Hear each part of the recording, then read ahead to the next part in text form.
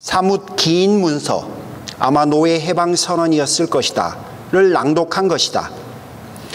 그런 다음 우리는 모두 자유이며 우리가 원할 때 원하는 곳으로 갈 수 있다는 말을 들었다. 내 옆에 서 계시던 어머니가 몸을 굽혀 우리에게 키스를 하실 때 어머니의 뺨에는 기쁨의 눈물이 흘러내렸다.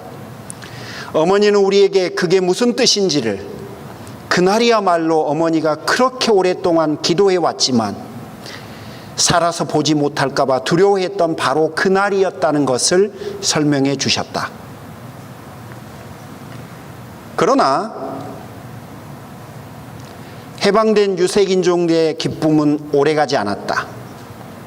그들은 자유에 따르는 큰 책임, 스스로를 책임지는 것, 스스로 생각하고 자기 자신과 아이들을 위한 계획을 스스로 세워야 한다는 것을 깨닫는 후 몇 시간 전에 열광적인 기쁨은 사라지고 깊은 그늘이 다시 드리워졌다. 잠깐의 축하 후에 많은 이들은 밭으로 돌아가 노예로서 삶을 계속했다. 공식적으로는 어디나 갈 수 있는 자유가 있었지만 현실적으로 변한 것은 거의 없었다. 그들의 법적 지위가 실제 삶으로 바뀌려면 내적 변화가 필요했었다. 하지만 도전이 너무 힘들다고 생각한 사람들은 노예라는 불편한 익숙함을 다시 선택했다. 여러분, 충분히 이해가는 이야기입니다. 그러나 분명히 옳은 선택이라고 하기는 어렵습니다. 그런데 우리도 하나님의 자녀됨을 누리지 못하고 살아가는 점이 있습니다. 과거의 굴레에서 벗어나는 변화가 우리에게 필요한데, 여러분, 우리가 하나님의 자녀가 된 이후에도 여전히 우리 안에 있는 그 과거의 습성들, 그리고 죄인의 상태에서 우리가 익숙해져 있었던 그 많은 것들로부터 우리는 벗어나려고 하는 변화들을 끊임없이 해가야 하는데 사실은 그런 일들이 쉽지는 않습니다. 그래서 그 변화가 너무 힘들다고 우리는 익숙한 과거의 모습들을 때로는 반복하며 살아가고 있기 때문에 그렇습니다. 척 스윈들의 글입니다. 그리스도인들은 날마다 자유 대신 노예가 되기를 선택하고 있다. 자유롭게 되었는데도 그들이 자유인으로 사는 것은 수월하지 않고 자연스럽지 않기 때문에 그렇다. 여러분, 그 세상의 관점에서 보면 은혜라고 하는 것은 굉장히 부자연스러운 겁니다. 여러분, 어려운 일이 우리에게 왔어요. 그러면 그 어려운 일을 부딪혔을 때 우리는 자연스럽게 걱정하고 염려하는 것이 너무 익숙하거든요. 그런데 성경은 염려하는 대신에 주를 믿고 신뢰하고 의지하라고 이야기를 해요. 그저 우리는 그런 일들이 있으면 그냥 염려해버리면 편한데요, 성경은 우리에게 염려를 뛰어넘어서 주를 믿고 신뢰하고 의지하고 기도하고 그분 앞에 나오라고 이야기를 해요. 우리가 그 방향으로 가기에는 쉽지가 않습니다. 비즈니스를 할 때 무엇을 어떻게 할까를 결정하는 거 그냥 내가 해버리는 게 제일 쉬워요. 그리고 우리는 흔히 그래 왔습니다. 그런데 내가 예수를 믿고 난 이후에는 내 삶의 주인으로 주님을 인정하고 나왔으니까 그 모든 일들에 있어서 주님의 주인 되심을 인정하고 또 그렇게 살아가야 해요. 삶의 패턴을 그렇게 바꿔야 하는데 여러분, 그게 사실은 우리에게는 익숙하지 않는 일입니다. 어떻게 해야 할지도 모르겠고 또 어떻게 또 그 일들을 진행시켜야 될지도 잘 모릅니다. 우리가 자유는 얻었지만 여전히 우리는 어떻게 해야 할지 몰라서 방황하는 중입니다. 오늘 본문은 한 문장의 선언으로 시작합니다. 하나님 나라 백성들은 더 이상 죄를 지을 수 없습니다. 하나님 나라 백성들은 더 이상 죄를 지어서는 안 되는 사람들입니다 라고 이야기합니다. 1절과 2절은 이렇게 시작해요. 은혜를 더하게 하려고 여전히 죄 가운데 머물러 있어야 하겠습니까? 그럴 수 없습니다. 왜 그러냐? 2절 중간부터 여러분 2절, 5절, 6절, 8절 계속해서 이렇게 반복을 합니다. 우리가 죄에 대해서 이미 죽은 사람들이기 때문에 여러분은 더 이상 죄에 머무르시면 안 됩니다. 우리 그리스도가 죽으실 때 우리도 함께 죽었고 그때 우리가 죄에 대해서 죽은 사람들입니다. 우리도 예수님과 함께 십자가에 못 박혔었고 또 그때 함께 죄에 대해서 죽었습니다. 8절에서는 우리가 그리스도와 함께 죽었고 또 언젠가는 예수님과 함께 다시 살아날 사람들입니다. 그러므로 여러분이 과거와 같이 예수 그리스도의 은혜로 구원받은 하나님의 백성이 되기 전과 같이 여전히 죄 가운데 머무르시면 안 됩니다. 이게 오늘 바울의 논증입니다. 여러분, 제가 좀 쉽게 정리를 좀 해드릴까요? 예수 그리스도 이전에는 우린 죄 가운데 있었던 사람들입니다. 죄를 이겨낼 만한 능력과 힘이 우리 안에는 없었습니다. 그래서 우리 스스로는 무언가를 할 수가 없었죠. 하지만 예수님이 죽으실 때 그분과 함께 우리도 죽었습니다. 이 말은 무엇을 의미하냐면요, 예수님이 죽으신 것이 곧 내가 죽은 것이 된다는 이야기입니다. 또 그 다음에 무슨 일이 있었냐면요, 예수님이 살아나실 때 우리는 함께 살아난 사람이 되었습니다. 우리가 아무것도 한 게 없었는데 예수님이 죽으시고 예수님이 살아나실 때 우리도 그분이 죽으실 때 함께 죽고 살아나실 때 함께 살아나셨다라고 이야기를 합니다. 이게 놀라운 복음의 비밀이라고 말씀드렸죠. 그거를 신학에서는 어려운 말로 그리스도와의 연합이라고 표현합니다. 즉 예수님이 죽으셨는데 그 예수님이 죽으신 게 내가 죽은 게 되고요, 예수님이 살아나셨는데 예수님이 살아나신 게 내가 살아난 게 된 겁니다. 그 결과가 어떻게 됐냐면, 과거에 아담 이후로 내가 죄에 대해서 죽은 자였는데 어떻게 됐냐면, 그 죄에 대해서 죽었던 자로서의 죽음이 이제는 나에게 더 이상 효력을 미치지 못하고 나는 산 자가 되게 된 겁니다. 13절의 말씀처럼 예수님을 영접하기 전의 모습이 이제는 우리에게서 사라지게 된 겁니다. 우리가 예수님과 함께 죄에 대해서는 죽게 되었고 또 의에 대해서는 산 자가 되었는데, 여러분, 오늘 바울의 질문은 이거예요. 굳이 여러분 다시 죄 안에서 살아가야 될 이유가 우리에게 있을까요? 라는 겁니다. 우리가 이미 죄에 대해서 죽고 의에 대해서 산 자가 되었는데, 여러분, 왜 다시 우리가 죄 가운데 살아가야 합니까? 여러분은 뭐 하시려? 무엇 때문에 굳이 그 죄 가운데 살아가시려고 하는 선택을 하시려고 하십니까? 라는 질문입니다. 그럴 필요가 없죠. 물론 여러분, 이 말은 완벽한 삶을 살아야 한다는 뜻은 결코 아닙니다. 과거와 같은 삶의 패턴을 유지해서는 안 된다는 이야기죠. 다시 말씀드리지만 13절 말씀처럼 예수님을 영접하기 전과 같이 우리 지체를 불의의 무기로 죄에게 내어줄 필요가 없다는 이야기입니다. 왜죠? 과거에는 무기력했지만 현재는 예수님 때문에 싸울 능력이 우리 안에서 생겼기 때문에 그렇습니다. 4절 표현을 빌자면 우리는 이제 새 생명 가운데 살 수 있습니다. 고린도후서 5장 17절 유명한 표현이잖아요. 우리는 이제 새로운 피조물이 되었기 때문에 그렇습니다.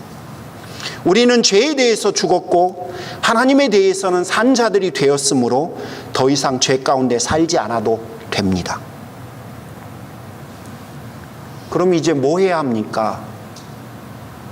그러면 예수의 은혜로 구원받은 제가 뭘 해야 합니까? 뭘 해야 옳습니까?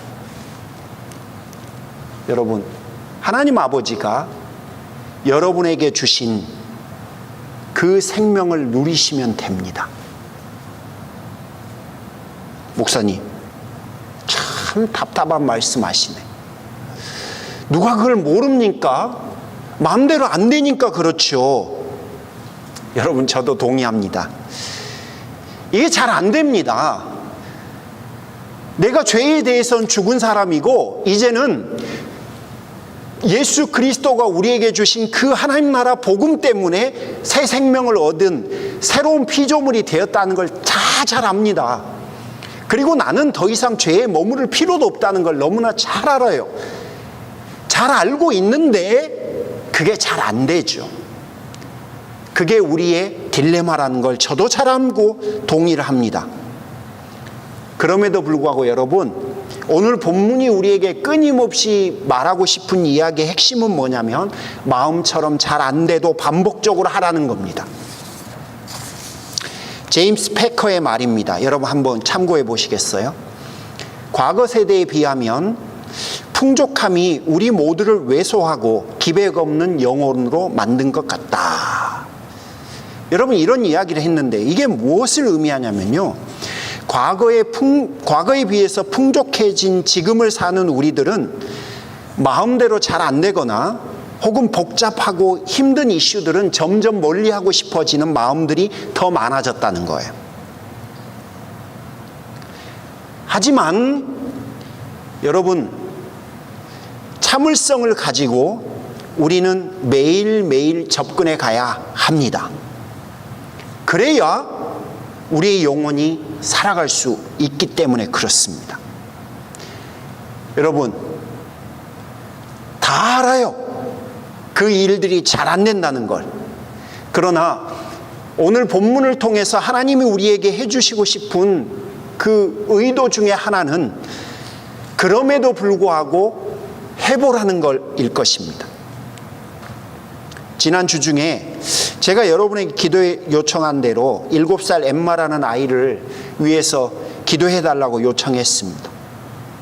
말씀드린 대로 아이가 결국은 어제 하나님의 품으로 떠났습니다. 아픈 일입니다. 분명히 우리가 원하는 일은 아닙니다. 그럼에도 우리는 일상의 삶을 살다 보면 이런 일들이 우리의 삶 속에 있다는 것을 잘 압니다. 심지어 우리는 우리가 원하지 않는 일을 통해서도 하나님을 만나야 하고 사실은 하나님을 느껴야 할 때가 있습니다. 여러분, 이 기회에 우리의 일상과 또 하나님을 누리는 것에 대해서 한번 여러분과 논의를 하고 싶습니다. 우리의 평범한 일상들은 하나님의 위대한 것들과 연결이 될 때 그때 비로소 진정한 의미를 갖는다라고 존 파이퍼가 말을 했습니다. 우리 안에는 너무나 평범한 일상들이 많아요. 그런데 하나님 나라 백성으로서 그 평범한 일상들이 의미를 갖게 되려면 그 가운데 그 평범한 것들이 하나님의 위대한 것들과 딱 클릭이 돼야 된다는 이야기예요. 사실 우리는 일상에는 관심이 많아요. 반면에 하나님과의 관계를 누리는 것에 대해서는 크게 매력을 느끼지 못할 때도 있습니다. 일상을 살다 보면 그럴 때가 있죠. 저도 때로는 그렇게 사는 것 같습니다. 새로 생긴 짜장면집이 맛이 있는지 없는지 우리 관심 있습니다. 어느 선생님이 우리 아이의 SAT 점수를 올려줄 수 있을지 중요합니다.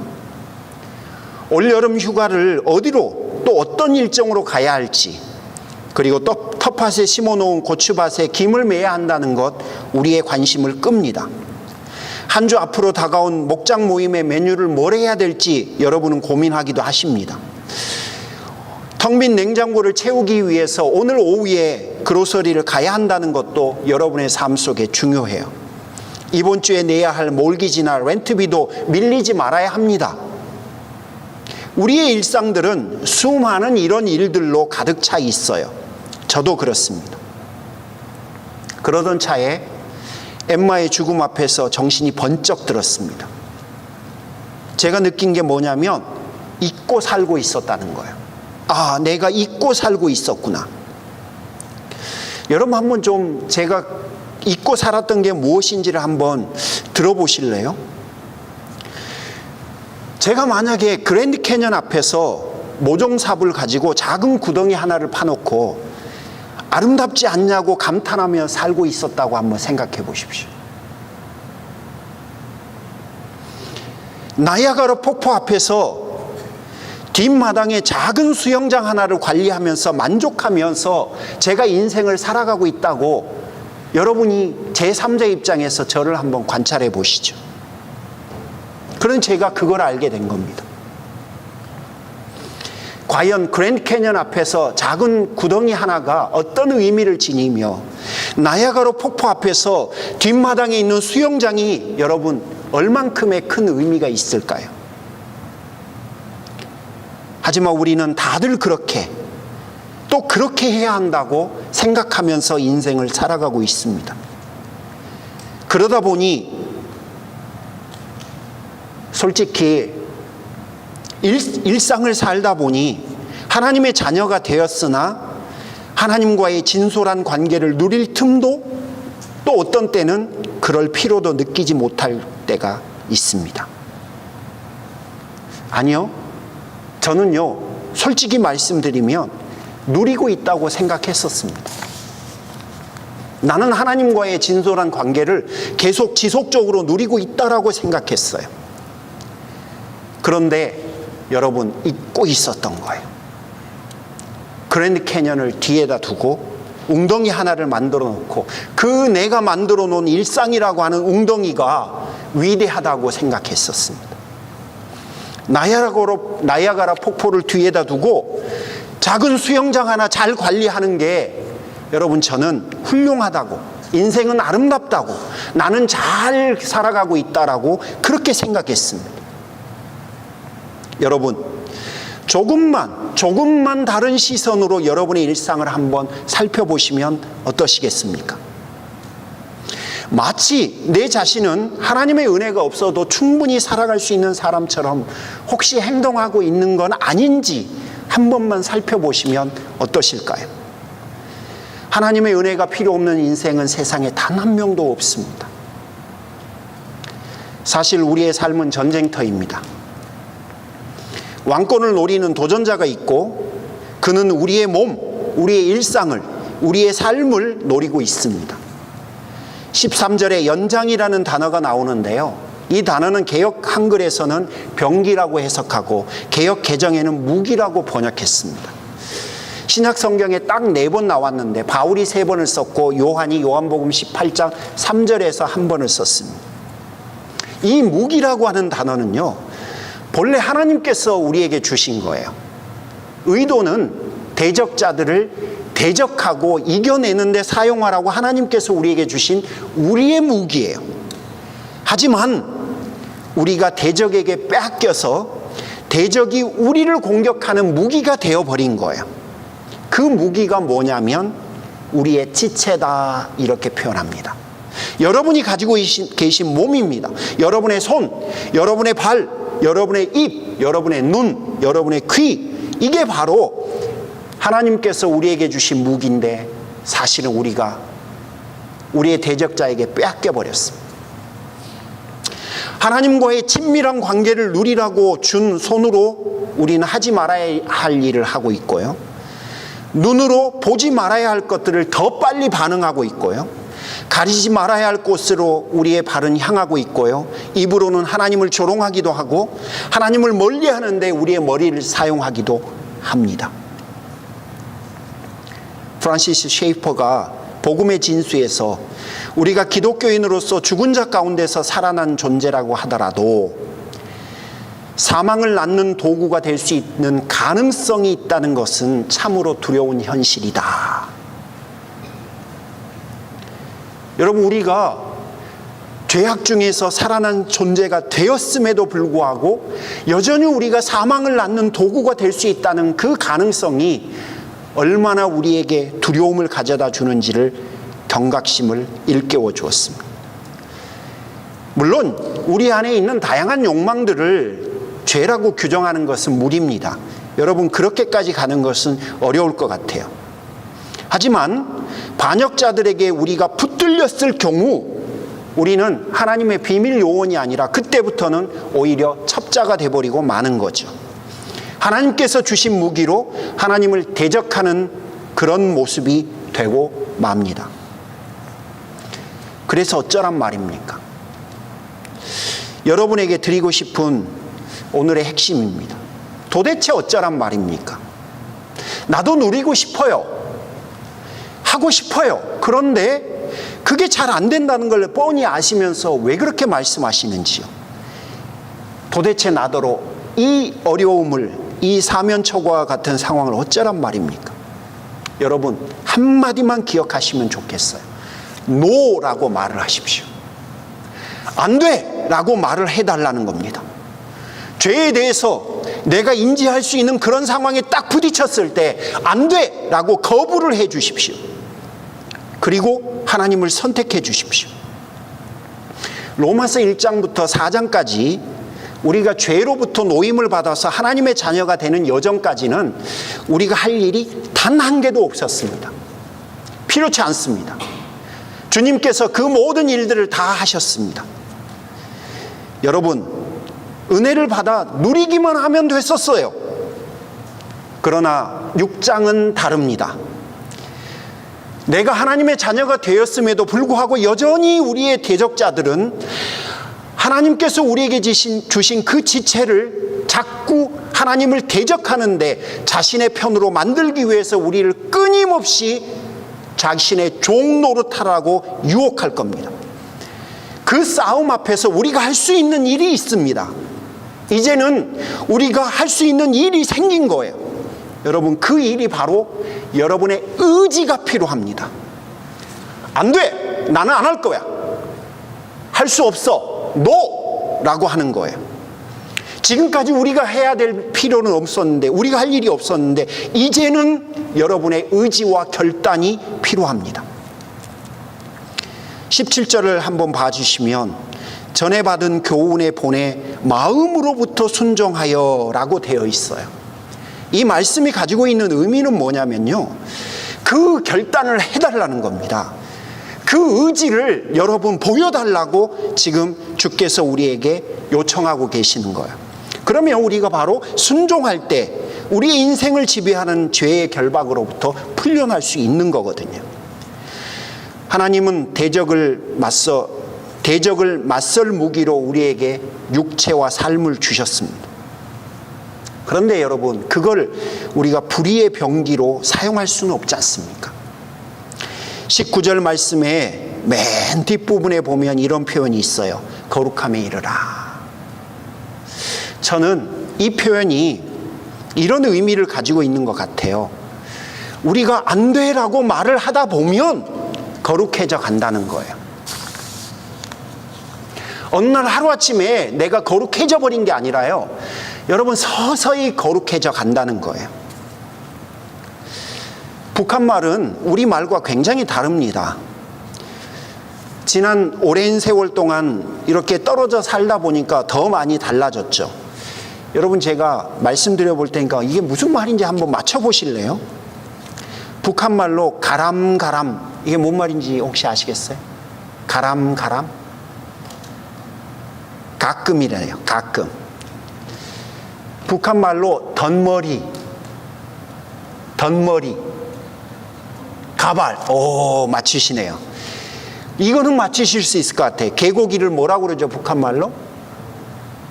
단고기라고 그러죠, 단고기. 그러면 골키퍼는 북한말로 뭐라 할까요? 문지기. 굴착기는요? 굴착기, 기계삽. 덩크슛은 꽂아넣기. 리본 체조는 dengi운동.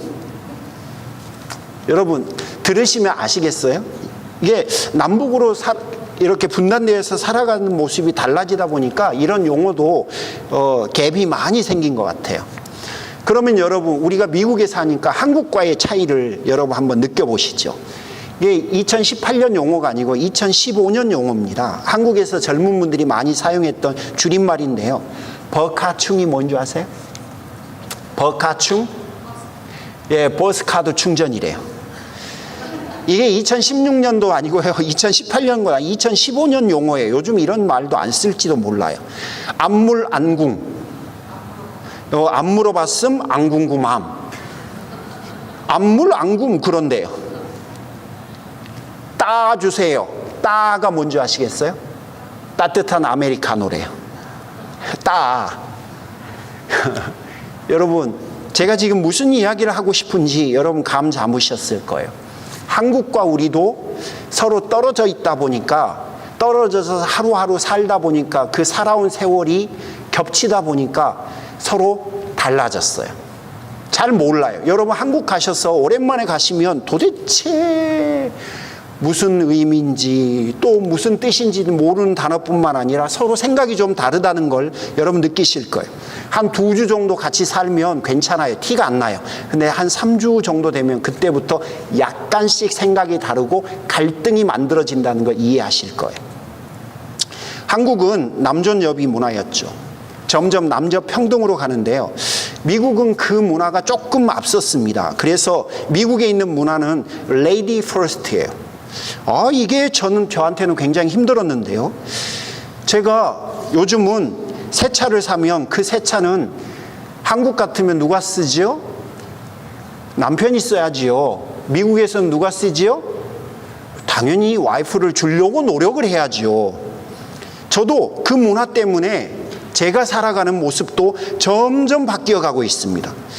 물론 저는 지금 어느 문화가 좋고 나쁘고 뭐 그런 이야기를 지금 하고 있는 게 아니라요. 가치관이나 문화에 따라서 우리의 사는 모습이 조금씩 서서히 변해가고 있다는 이야기를 하고 있는 거예요. 개인적 격차는 분명히 다르죠. 여러분, 제가 드리고 싶은 이야기의 핵심은 이거예요. 오늘 노라고 한번 하면 내일 노라고 하는 게 조금은 더 쉬워지지 않나 겁니다. 내일 노라고 한 번 더 하면 여러분 그 다음 날에는 여러분 내가 죄에 대해서 노, 안 돼! 라고 말하는 것이 그렇게 서서히 우리는 거룩해져 갈 수 있다는 이야기입니다. 하루아침에 되겠습니까? 안 됩니다. 내가 마음 먹는다고 여러분 그 일이 쉽겠습니까? 내가 인지하지도 못한 상태에서 우리는 또 하나님을 멀리하고 대적할 수도 있습니다. 하지만 여러분 서서히 그걸 인정하고 서서히 그러려고 애를 쓰면 여러분 우리는 서서히 거룩해져 갈 수 있다고 생각합니다. 이 말씀을 기억해 주십시오.